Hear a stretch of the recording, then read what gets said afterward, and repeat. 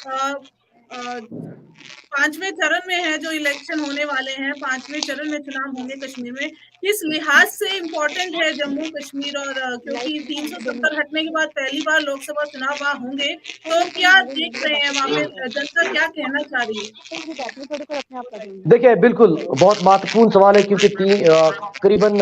काफी समय के बाद जम्मू कश्मीर में खासतौर पर राजनीतिक दलों से लेकर यहाँ के लोग एक्सपेक्ट करते थे कि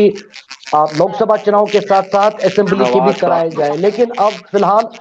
स्पष्ट हो गया है कि लोकसभा के चुनाव 5 चरण में होंगे और जिसमें जो है 5 जो लोकसभा की सीट्स है जम्मू कश्मीर में, उसमें जो डिलिमिटेशन के बाद राजौरी और अनंतनाग की एक अलग सीट बनाएगी, वो बहुत महत्वपूर्ण है। फिलहाल 19 तारीख को उधमपुर, उसके बाद 26 को जम्मू और अनंतनाग राजौरी का 7 मई को,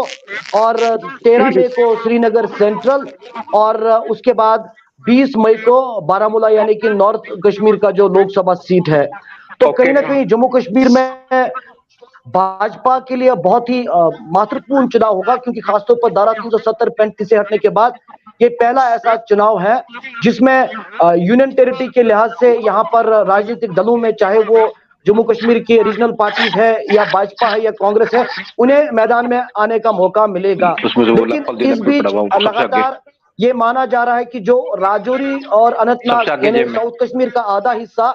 और जम्मू रीजन का जो पीर पंजाल, राजौरी और पूंछ वाला इलाका है, वो गेम चेंजर होगा। क्योंकि अगर वहां पर भाजपा जो है अपना वोट बैंक प्रूव कर सकते हैं, तो कहीं ना कहीं इससे पहले भाजपा के पास 2 लोकसभा की सीट थी, अब 3 हो सकती है, और कुल मिलाकर 5 सीट्स में सबसे महत्वपूर्ण यह है कि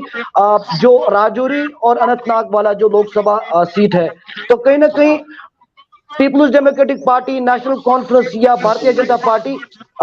या जो अन्य यहाँ रीजनल पार्टीज है, उनका ज्यादा फोकस इसी सीट पर है, क्योंकि ये एक गेम चेंजर होगा, न केवल खाली लोकसभा चुनावों के लिए, लेकिन आने वाले अगले असेंबली चुनावों के लिए भी। और भाजपा का पूरा फोकस अब जो है लोकसभा चुनावों में अपने कैंडिडेट्स को मैदान में उतारना, और बहुत जल्द नेशनल कॉन्फ्रेंस से लेकर पीडीपी और भाजपा अपने कैंडिडेट्स को घोषित करेंगे। उसके बाद